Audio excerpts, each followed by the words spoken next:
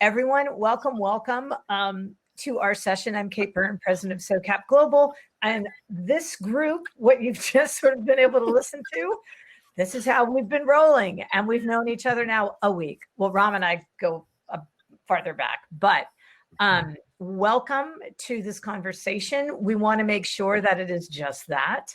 It is in fact a conversation. So I'm just typing in the chat, where are you joining from? Please let us know. And we'd also love to hear, or just chat, what would you like to, what do you hope to get out of this session? What do you, and what I'd like to do is turn, sort of here's what we're gonna be looking at over the next hour together. We're gonna have quick little introductions, and then we've got a couple of questions and sort of conversation starters. Please enter your questions in and then let us know. We'll bring you up. I mean, I personally, and I know we have all talked about this, let's make this a conversation, a dialogue, a community, riff off each other. And then I unfortunately have to step out in about a half hour. And then you are in fabulous hands, and everyone here, it's going to be boop, boop, tear the roof off. So of that, I have no doubt. Great. So with that, shall we just sort of do a ring around? Oh, hey, I just want to say hi to Andrea. I want to say hey to Beth. We did show up last week. Well, we can even talk a little bit about that too. So I'm going to, for right now, Sarah, why don't you start just painting a little picture of yourself, where you're joining from, and then Ram, and then Niki, and then we'll take it away from there. Hello, everyone, and welcome. Super excited for the conversation that we're going to have today. My name is Sarah Beaubien, and I'm the U.S. Director for Quantis, and I am calling from our West Coast office in Portland, Oregon. And what we do at Quantis is guide top organizations to define, shape, and implement intelligent environmental sustainability solutions. We deliver resilient strategies, robust metrics, useful tools, and credible communications. And we have teams all over Europe as well as the United States to help clients in that with their missions as well. So excited to be here today. Awesome. Ramayan? Welcome. My name is Ramayan. I'm one of the co-founders of Unify.org, and we do global synchronized actions for different events around the world. So we broke the Guinness Book of World Records for world's largest global synchronized meditation. We have over 10,000 organizers around the world, and we're training in how to build global movements, how to synchronize media, and how to synchronize people and shed a shared values network to create action around the planet. And we're at a point right now where we need to develop new systems for how we have multi-stakeholder collaboration. And so, as part of the Social Venture Circle, I was on the board there, and now I'm part of this Stewardship Circle for the Next Economy, which we were presenting here at SOCAP next week, which Kate is part of leading and helping facilitate. And we're really asking the question, what does it look like for impact leaders and conveners in the space to now convene and to have a new structure for how we support impact businesses and the whole impact community up-leveling? How do we take this from a $700 billion investment community to a $7 trillion investment community and have impact across the scales of capital? And so it's a little bit about what we're up to. Awesome. Thank you. Niki. Hi, I'm Niki King. I'm the Director of Corporate Sustainability and Social Impact for NovoNordisk. We are a pharmaceutical company, 100 years old, headquartered in Denmark. I'm calling from New Jersey, which is where our U.S. headquarters is. And I lead primarily our environmental sustainability efforts in the U.S. Awesome. All right. Well, so just to kind of put some context around this, this is such an extraordinary group of people and a collection of people to really address this notion of what are the leadership skills and how do we prepare leaders and then companies overall, as Ramayan said, is to, to drive this shift, this change, and up-level ourselves. So to that end, I'd love each of you just to take a moment because as we've talked about the last 2 days, it's time for us now. We've done a lot of talking, talk. It's really time, frankly, to adopt. Okay, here's the thing we're going to do. We're adopting it. Great, we're in. And then execute and then operationalize it so that it becomes truly systemic and it's in the DNA of a company. So to that end, we've all talked about how this is not something you can just program away. It's not a one and done it kind of thing. It's something to really believe this and align yourself in order to get to that level of this 7 trillion. We ourselves are going to have to do some deep excavation of what our definitions of value and impact and profit and success and measurement. What are some of the things that you have seen that you as leaders are doing and that you have begun to put in place in your respective ecosystems?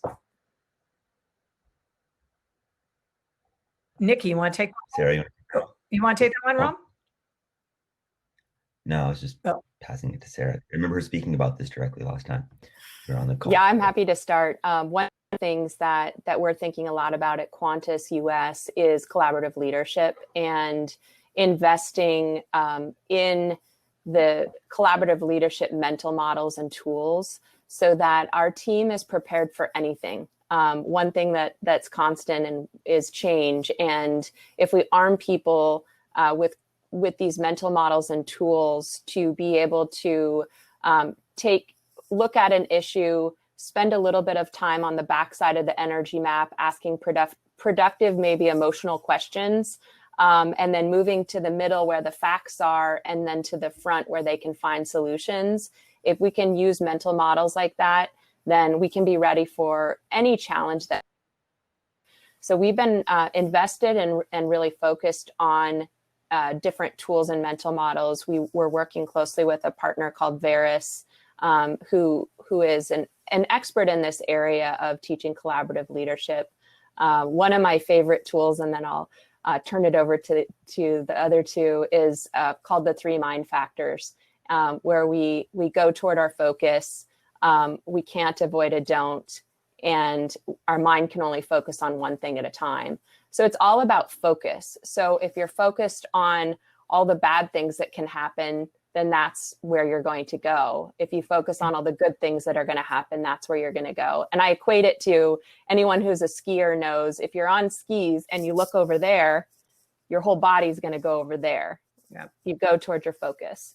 And so we've been really working on instituting and implementing and socializing these kind of tools across the team so that we're all equipped to deal with whatever comes at us in the future. We talked a little bit about this yesterday. The whole notion of human capital is so core to a company's resilience because they're what drives the ability to move, to shift, to be nimble. Niki, what are you seeing? So, when I was thinking about this, now is really the time for this conversation. I kind of took it in a personal direction and thinking about leadership skills of the individuals needed in a company, right?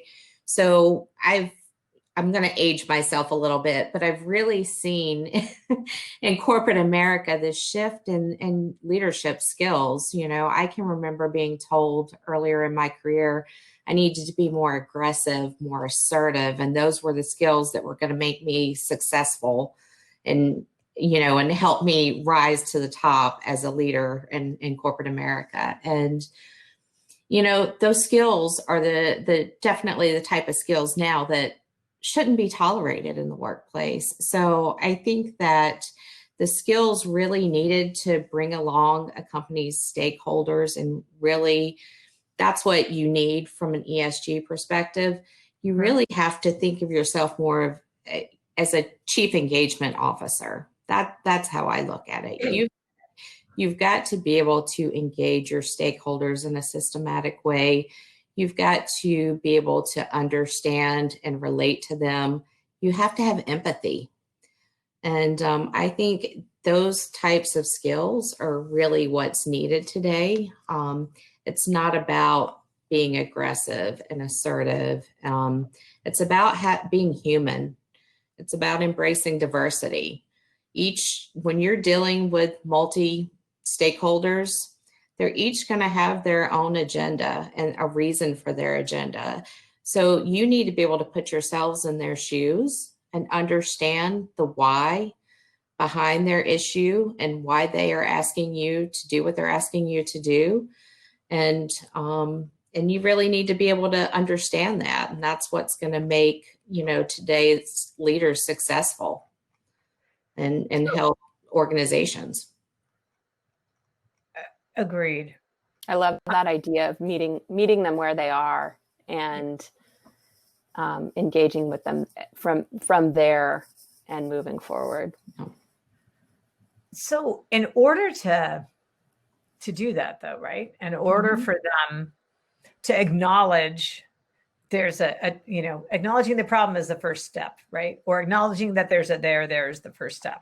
That takes a certain kind of requires a certain kind of vulnerability and a certain kind of trust.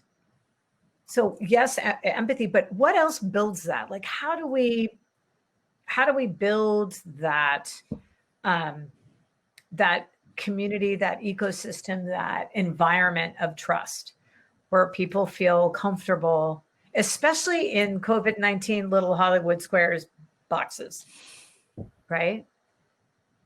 Any thoughts?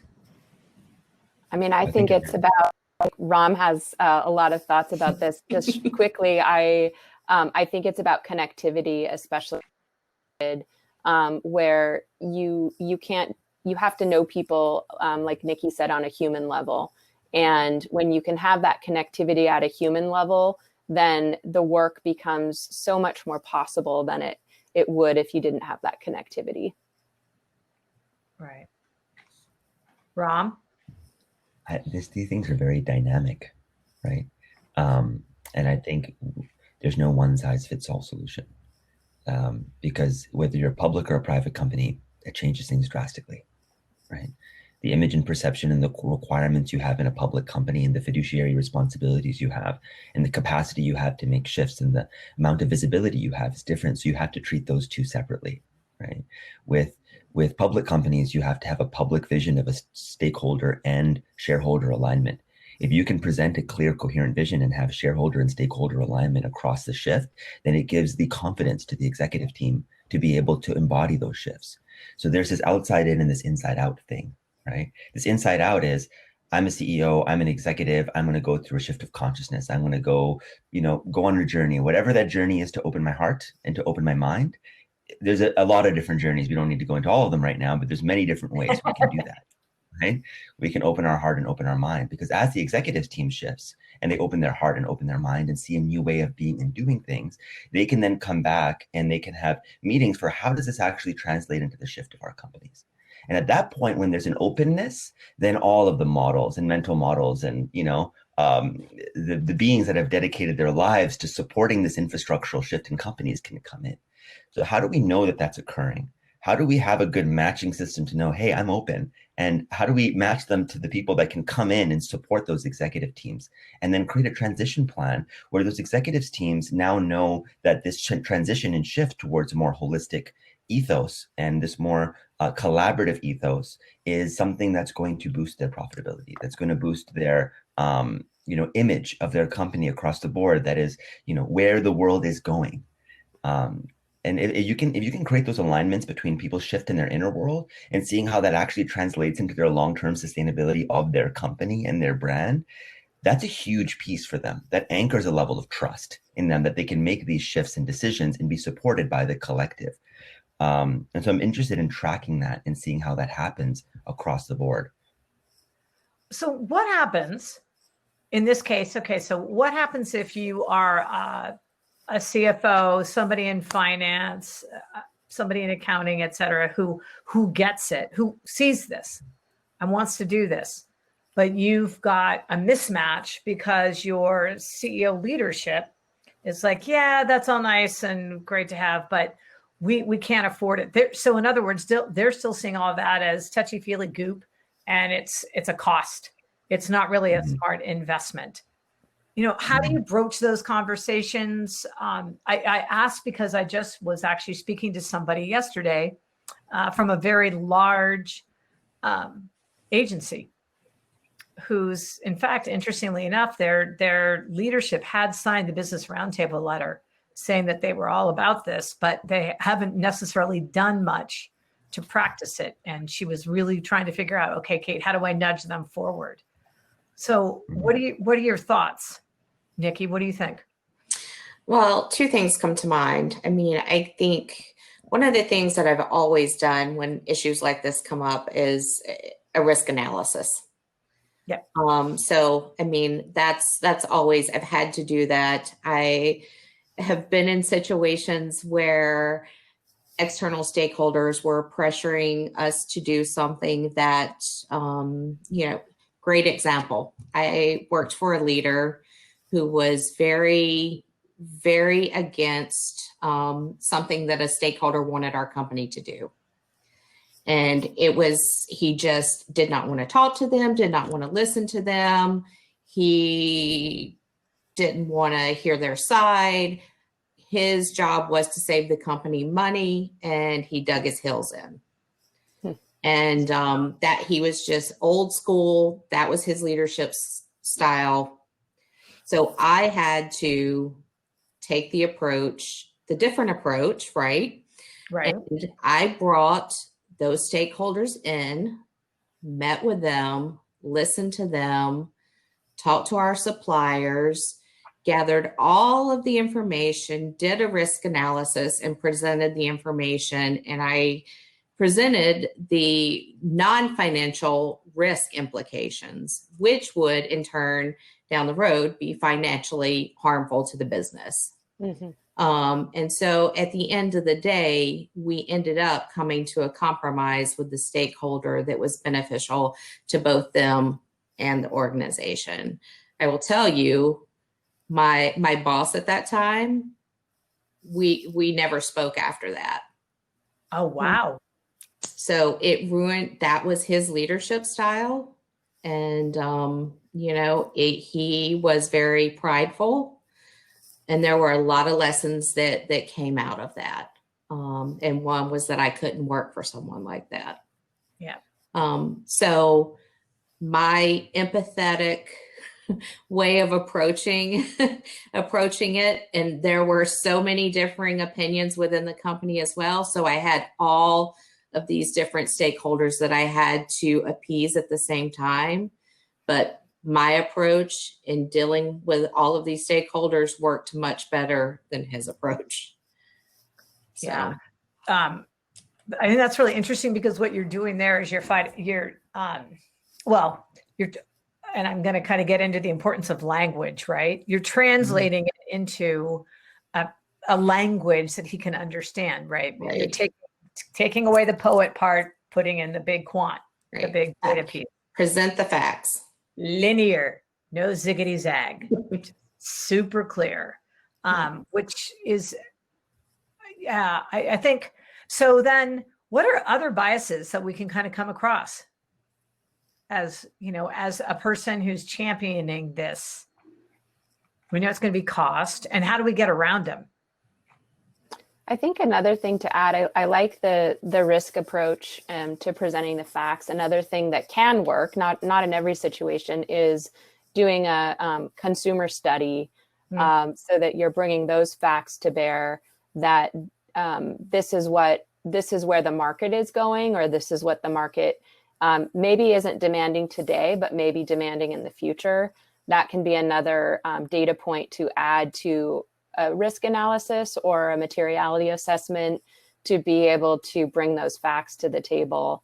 And maybe an outside perspective is what you're getting from the consumer analysis. Yeah, it was interesting. Yeah, go ahead. Sorry, I just had to jump in here because I think, again, part of the problem we have right now is that we're floating in a sea of individuals, right? We're trying to do this company by company. We need brain trust. Like, look at what we're doing in the Next Economy Stewardship Circle. When you have a stewardship circle and you have a group of people that people trust, and that they're in there together, and they're in with other CEOs and other CFOs, and there are changes, and they're actually supporting each other in this mutuality, and they're moving in a common direction, shared knowledge community of what's occurring, it really helps a lot and it drops people in. We need to have like a society, or we need to have some sort of infrastructure to invite these high level executives in and support them in seeing this. You're not alone. This is not a company by company thing. You're part of an ecosystem here that's here to support you in the shift. Like, look at what just happened with the, world's largest companies gathering. And I can't remember the conference where they decided to shift from shareholder to stakeholder capitalism, right? That's huge. That's executives from all across the board saying, this is what's important. We're going to shift the needle. And one thing I've learned, I grew up with a father and a CEO of a very large executive, public company.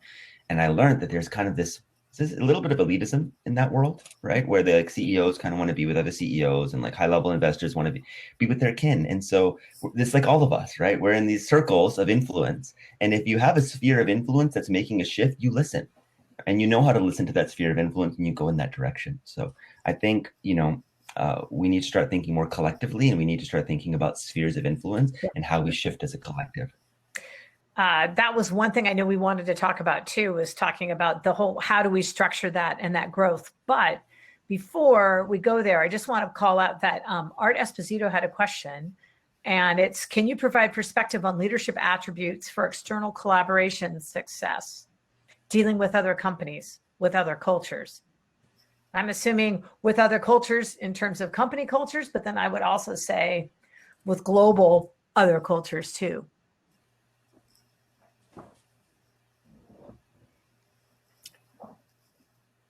Go ahead. Trying to think of examples by name. I've had some success with pre-competitive collaboration, but I'm wondering if people can think of models that we could send people to as a solid answer to that question. Well, I think in terms of other cultures, it's finding the substrate of that culture. And you'll see that when I work with many, many different company cultures, you'll see that even though people sometimes are in a bit of a more quote unquote old paradigm culture, that what people want is very similar, and how people are very similar, right? As soon as you get people smiling, as soon as you get people laughing, as soon as you get people on a similar page to you as a human being, you'll find that no matter what cultural substrate they're in, there's a sense of openness. And so especially today with Zoom, it's really like, don't jump in right into the meat of it. Find a way to create some sort of tapestry of connectivity. Find a way to have a moment of silence. Find a way to listen to each other. Find a way to ask a funny question about each other. Find a way to break whatever the mental model is that you're coming in with, and find this common ground. And usually it sounds really simple, but it's actually a really good entry point for cross-cultural collaboration. I totally agree with that. I can share that when I spent time in the jewelry industry and I was working in the supply chain, all of our suppliers were from India. And it was all about trust. It was all about, to get them to do what we were asking them to do, I had to build that personal relationship. And it meant sitting down and having many meals and learning about their families and understanding their values and what was important to them. So I think definitely that it's all back to that humanness, being human. Agreed. I think Sarah might have just had a little technical difficulty there, and I'm sure she'll be joining us back again. I think, yeah, it is, and it's funny because being human should be easy. Right. And in certain parts of life it is. And in others, I think that's I think that is one of the, if there is a silver lining, one of the silver linings of COVID is that whole notion that people now, because we're joining and we're working with people from their homes and their lives that are real, that you come to realize, you need to be open-minded, open-hearted. And as you just said, also acknowledge what are the biases or what are the old paradigms that I'm keeping myself in. And I think some of those also are they even real? Are they even mine in the first place? Did I just inherit? Am I just keeping somebody else's conversation and just being somewhat sort of asleep at the wheel and shifting that out. So I know we want to talk a little bit about sort of structure and growth. And I know you and Sarah had some ideas about what could be some of the new structures put in place. The new structures in terms of? In terms of either companies or partnerships and business models. I see. So, again, this is a bottom up and there's a top down, right? On the bottom up, we're looking at now, how do startups start to collaborate? How do we actually build a new model from the ground up of multi-company collaboration? So we've been working on something, me and a team of people, called Nexus. And the idea of Nexus is when you're in a startup environment, you go into a shared office in a shared workspace and you rent a desk. And you sit there behind the desk and you share coffee machines and you share whiteboards.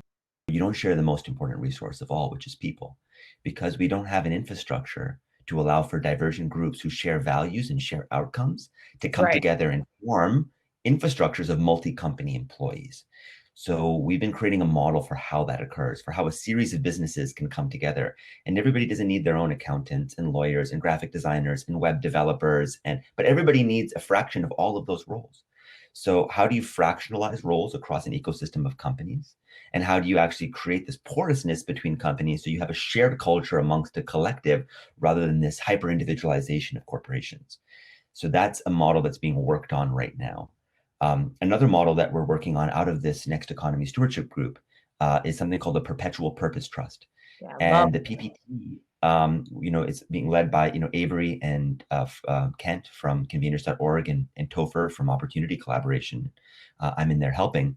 And the idea is that we have all of these groups that are convening impact organizations, much like Kate.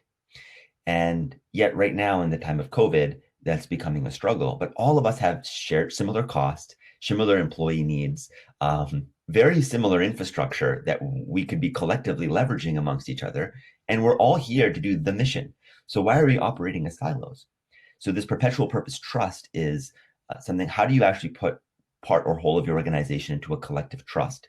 How does that trust become an organism that builds a capacity for all of these different founders to come together and operate as an organism to do the work, yet still retain some level of sovereignty to operate their own independent missions?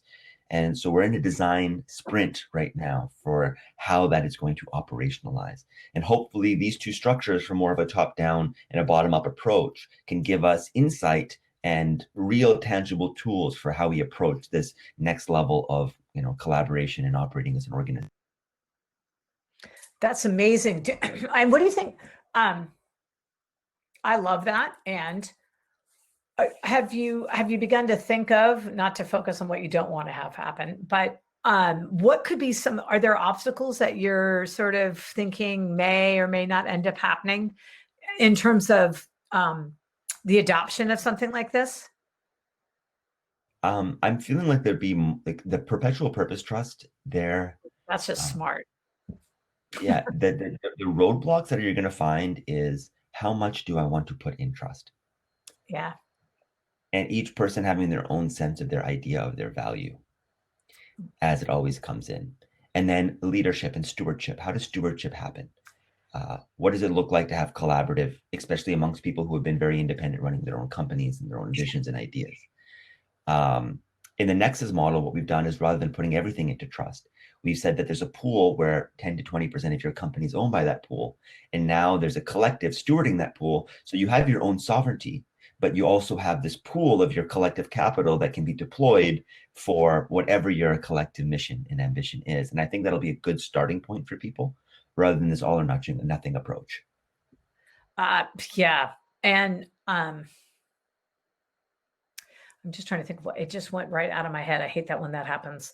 I think the big piece of this is also old, establishments that have an owner as opposed to collective, right? That notion of a light touch of the open, celebrate the open, shared, and service leadership, to be quite honest with you, and perhaps stewardship leadership, which I think could be possibly one and the same.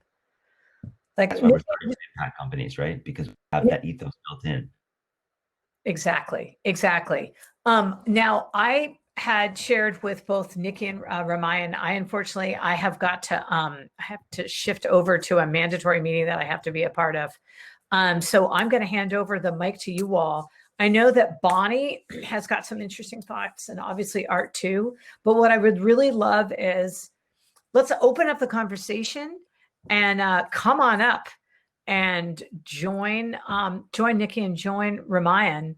And then I would urge that Ramayan and Niki for you to take a look at Bonnie just wrote something, which I think is really interesting. Mm-hmm. So with that, I'm also going to say thank you one and all for joining. I apologize that I have to do this. Can't be helped. So know that I would stay if I could. And what a pleasure and a delight, as always, to spend time with you all. Thanks, so Kate. My pleasure. Until our paths cross again. Niki, that might be longer for you and I. Ramayan, that'll be before you know it. All right. Thank you all and enjoy the rest of the program. And thank you. And thank you, Art. All your tireless work making all this happen, Kate. Just want to give you big gratitude. Takes it up. Teamwork makes the dream work. All right. Mwah. Big love to all. Stay healthy. Bye. Bye. And if you want to come up here, let us know. I'll try to figure out how to get you up here. If not, maybe someone on the tech team can push you up. Let's see who wants to come up. Bonnie, Nixon, you want to come up here? Let's do this. All right. I see you on the moderation panel. Hi. Hey, Bonnie. Hi. I love this conversation. I love it because, especially like with the two of you, you're coming at it from such different angles. And Niki, I've been in your role for many years at HP, at Walmart, at Mattel.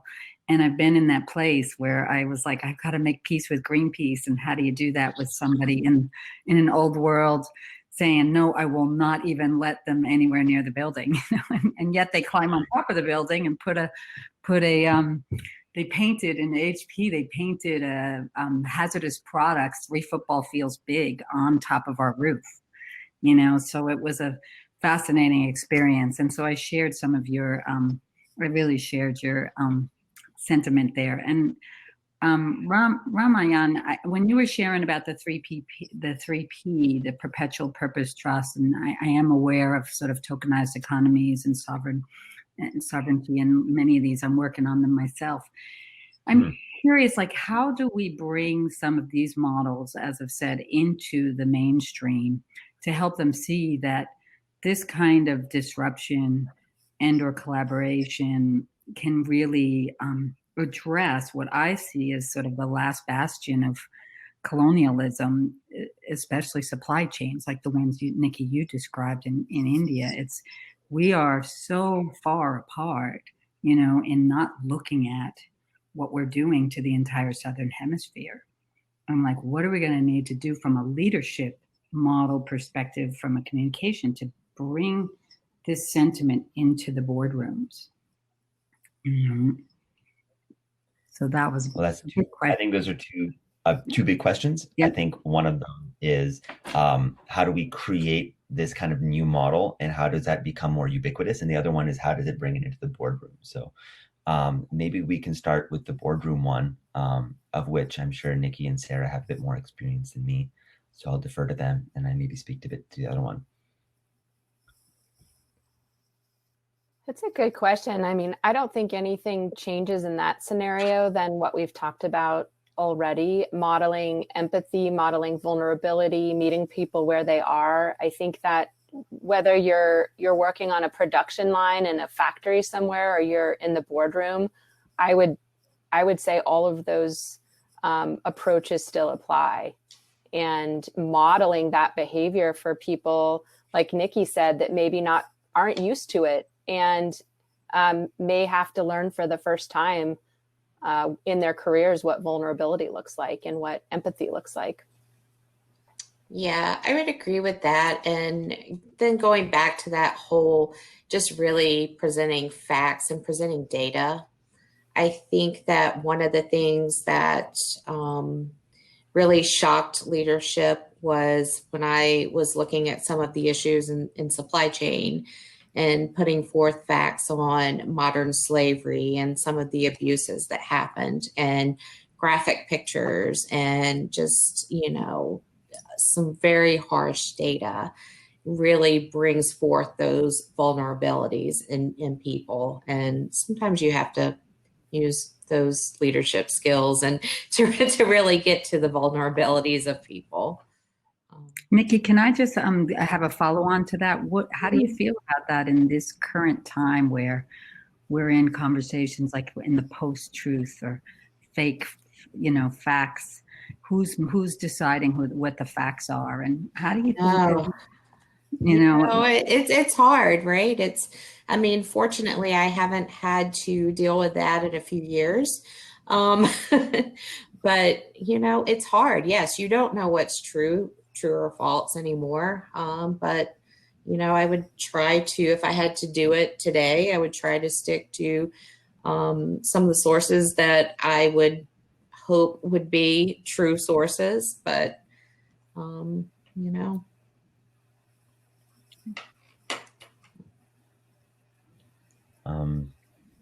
feel like in terms of, the silver bullet, and I would say that the only silver bullet is a true shift in consciousness. There's no silver bullet outside of that. And I think there's two things that come in, and you either have a shift in consciousness, which prompts a shift in systems or change of technology, or you have such a drastic change in technology that it actually expedites a shift in consciousness. And there's like, as soon as you had the airplane shifted how people thought about the world completely. And that technology of the airplane had a massive shift on culture, and our whole worldview shifted because there was a massive technological adoption and an upgrade. I see that we're in an evolutionary impulse. If we look at ourselves as an organism, as part of Gaia, as part of this earth, we've been collectively evolving. We see ourselves as individuals because of our perception, but in reality, we're part of a larger organism that's evolving. And so if we see ourselves as part of this evolutionary impulse, as part of these imaginal cells, as the caterpillar becomes a butterfly, we're in this imagination stage where we're truly visioning into what becomes the new system that becomes ubiquitous. Just like Facebook or a TikTok or an Instagram created a model and it worked, and you have billions of people on the platform, I do believe that same level of thinking and brilliance and innovation and ingenuity and user interface design is all being gestated right now to come out of the gates. So people are like, wait, this exists? I can be part of a multi-company collaborative. I can be part of a network that actually cares about people, planet, and profit. It's embedded into the systemic nature itself. That we're operating as an organism rather than as these siloed independent entities. And all I have to do is click a few buttons and I'm in. Once it gets to that stage, you're going to see a fractal shift in this whole paradigm. And this different level of participation, this different level of collaboration among startups, this different level of networking and mutualization, collective buying, collective decision-making processes that are happening, where I do believe the promise of this technology and human consciousness will unfold into something beautiful. But it's going to take all of us to get there. It really will. And Ramaya, do you have any perspective on this sort of the post-truth facts based, what media, the impact that media is having on the people's perception, and just to bring it to, even how much division and polarity we've had in this country in the last week? It's scary. It really is. Again, if you look at, and I don't mean to take up so much space, I'm happy to hand it over here in a second. But if you look at hackers, right? A hacker will find a system, they'll find an exploit in that system, they'll widen the gap, and then they'll put all their malware in. Our psyches are the same way, right? Our psyches have exploits all over. And as soon as that exploit's opened, propaganda, misinformation, disinformation streams in. And so I think it's less about that we're in a post-truth world and more that we're being socially engineered at a mass scale, and that our psyches are not trained for that. And so what does it look like to have a massive upgrade in how we perceive reality? What does it look like to have a massive software upgrade? We all need a software upgrade because social engineering is not going anywhere. We can have new templates and new systems and new laws, but ultimately the cat's out of the box. And we need to focus less on, social engineering is bad, and more of we need to up-level our education. Like every school in the world, every training, free online education to all the youth, and how to perceive, how to train your mind for exploits, how to rest in a non-biased state. How that's going to occur, I have some ideas, but we definitely need to do that, and just need way more education. You know, Sarah, you brought up a construct in early on was the three minds. And I actually, while we were even on, I looked at it, the three mind factors. I think, you know, for boards, for executives, for those of us who are working, you know, with very traditional, very old school or world, you know, thinking and knowing that the same thinking, like what Einstein said, that got us into this isn't going to get us out of it, right? Yeah. So where are there other models, or can you say more about like what can we bring to those boardrooms, and you know that are somewhat, you know, build on some of the traditional and come from some trusted sources, whether it, you know, and to have this conversation, or do we think that they're already ready to have this conversation? I mean, you know, I mean, I think a lot of in some cases, I don't think this is true for everything, but maybe we're not giving them enough credit that they are ready to have these conversations. And, you know, part of it is, you know, sort of goes back to just marketing. And like Niki gave the example of, you know, presenting the facts and appealing to people with facts, and then trusting that if you meet them where they are, that you can get them to where you're going. And I mean, that's what the three mind factors are. Focus, the energy map that I mentioned, it's a focus on where you are now and where you want to go. So maybe we're not giving people enough credit for being ready. And if, you know, it's just what Ramayan was saying is about the narrative that's playing in our heads.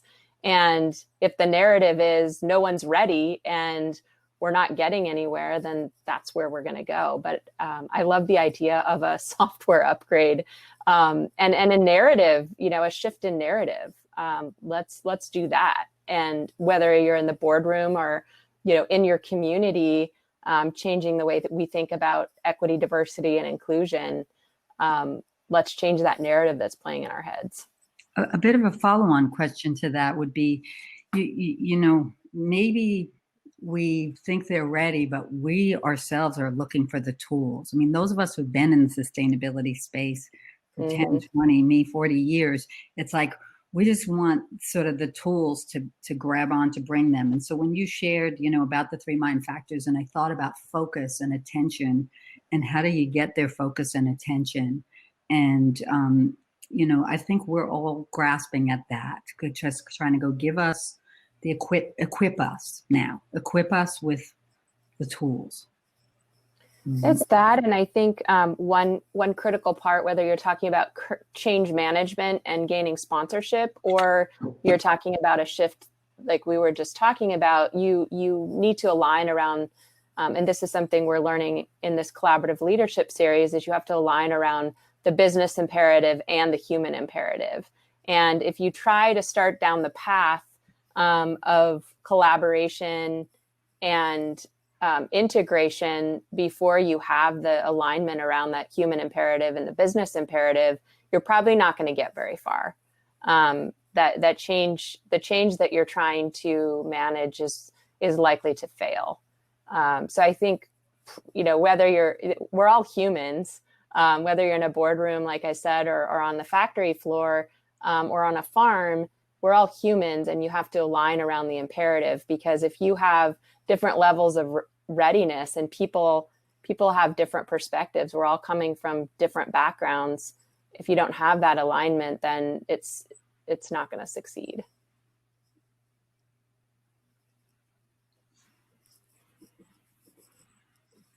Niki, do you have anything to add to that? I don't think so. I think that was pretty good. I think we all just keep coming back to this, you know, it's all about being human. It's all about being real and authentic. And I mean, the leaders that I've seen that are successful in this space, that's what they are. They're humble, they're authentic, they're trustworthy, they're down to earth, they're kind, they're friendly.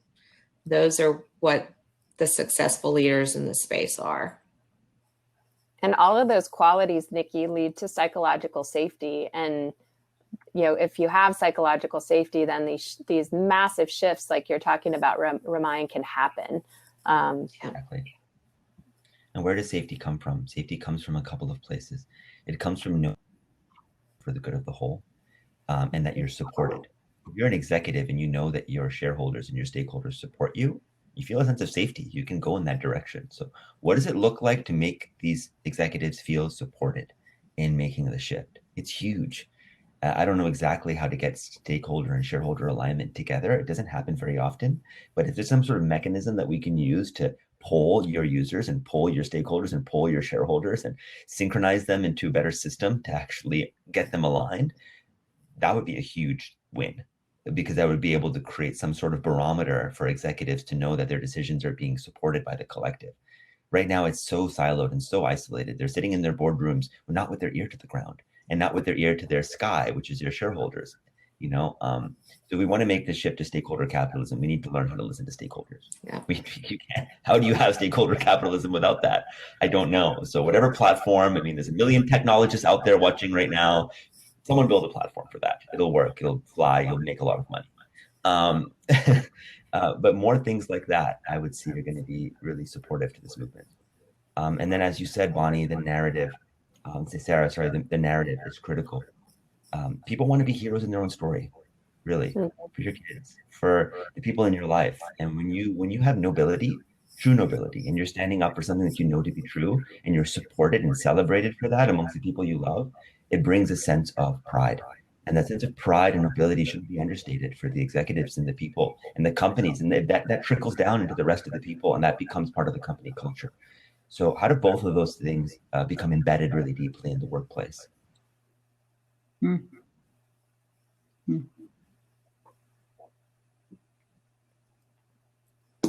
I think we can't assume that everybody knows how to do that. I do think that there needs to be dedicated or intentional modeling by the leaders, and also training and investment in learning and development into people to teach that.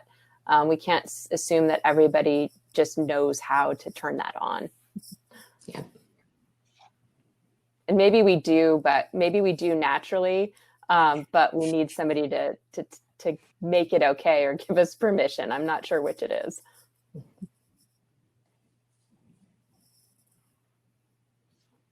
This is such an important field to be consulting in right now and to be working. Yeah. It's interesting that, Christian Heller the other day talked about how to go from profit maximization to value optimization. That's the term he used.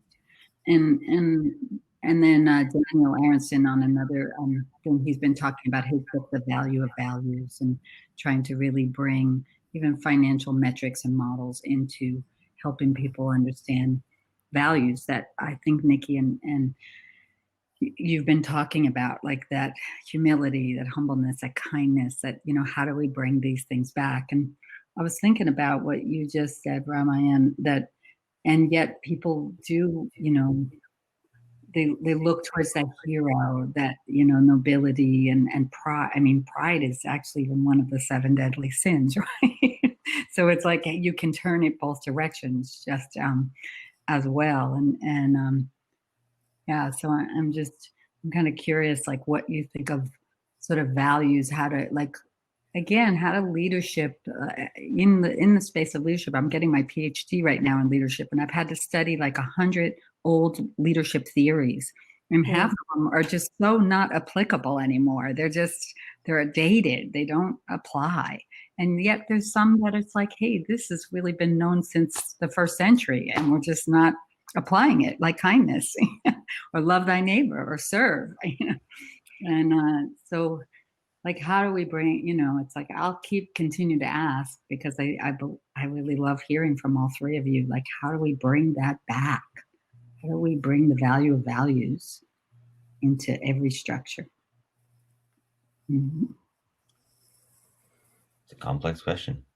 It's not a simple question. Right? I know you're asking a much deeper question, Bonnie, but I think one thing that I've witnessed, it can't just be a poster in the cafeteria of the workplace. You know, it has to be, we have to live it. I mean, I know you're asking a much more deep philosophical question, but it can't just be a pretty poster. And then, I mean, I've seen the example of, you know, I don't know if I should say that, Volkswagen and their one of their values being integrity. And then, you know, shortly after, and Ron, I can't remember, theirs was like something about integrity also. If you're not living it, and having it go to every level of the organization, then it's just a piece of paper. So, I mean, that's one way to address it. It's not getting at the heart of the matter, like you're saying, but. No, but I think you're really spot on, Sarah. You know, I have an example. I was in Malaysia, I think it was, and I remembered walking in the factory and having the leaders in the factory say, oh, we have all these values. Look at our code of conduct, and this is the way we work, and this is the way we. And then it's like I walked through the factory and I saw that like half of the population was Muslim, women that were in burqas, entirely covered with just tremendous reverence and respect for, you know, their religion, and yet sitting right next to them was a young girl with like a midriff on and shorts, and then I walked into the cafeteria and there was this huge poster on the beauty contest that was going to take place, you know, the next day, and I was like, whoa, like how is this respectful to both of these, you know, women at these populations, and why is this happening in a business, in a factory? And you know, it was really an interesting thing to just see, is it a lived experience or is it just paper on a code of conduct? Yeah, I think it's really important today for companies to take it seriously. And, you know, you put these, you know, codes of conduct and these cultural statements out there, really live into them and do what you say you're going to do. If the company says that we're going to have leadership that does one thing, then live by it. If your leaders aren't living up to those standards, then maybe they shouldn't be leaders at the company. And it's a tough stance to take, but you really do, in my opinion, have to take a hard stance. I also am curious about the balance between the capacity to live one's ideals and the model of unfettered capitalism, right? Like we're embedded inside of structures that are rapacious by nature. And so you can paint it in flowery ideals, and it's good to have great company culture, but it's like, let's have a great culture while we rape and pillage the planet. Sorry to be blunt about it, right? So how do you find this balance between embedding your ideals systemically inside of your culture, so that you can feel that it's really being lived, and then creating a company culture that lives in the embodiment of that? And I think that's something that's not talked about enough. I know in the impact community it is, but outside of that, you know, it's like siloed off. It's like 1% of the company in a nice little roll and a nice little package, and put aside there so that it can be, you know, shiny and, you know, interface with the board every once in a while. And, you know, we're doing our job, but it's like, well, you know, like, and, you know, this comes right back to the beginning of our conversation when we look at political leadership. And someone mentioned Scandinavia, right? And they have leadership at a governmental level that's instituting their value system. And their value system is now trickling down to their CEOs, and the businesses are now feeling like, I got to step into this value system that's being mandated as a collective. And I do think there's some work here, especially now that we have someone like Biden coming in, cross your fingers, into presidency, that we can really push a more progressive agenda as a collective, with people like Jeffrey Hollander and ASBC and the Imperative 21 community coming out of B Corp, who are really demanding that large corporations adopt a necessity to become triple bottom line companies. That is something that we as a collective push for at a legislative level, not as an individual company ethos, if your consciousness feels good about it level.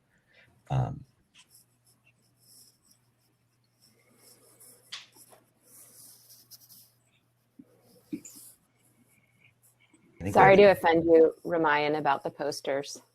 I'm gonna take my posters down now, my calf.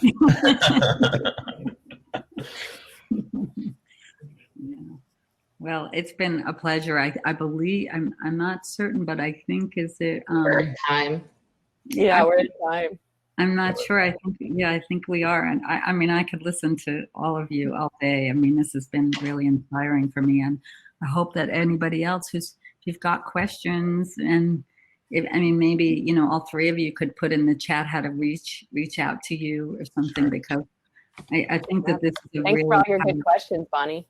Yeah, well, I didn't know what to do. I mean, I could engage you all day long. I mean, it's that was really helpful. Like Kate stepped out, and you were like perfectly stepped in. Stepped right in.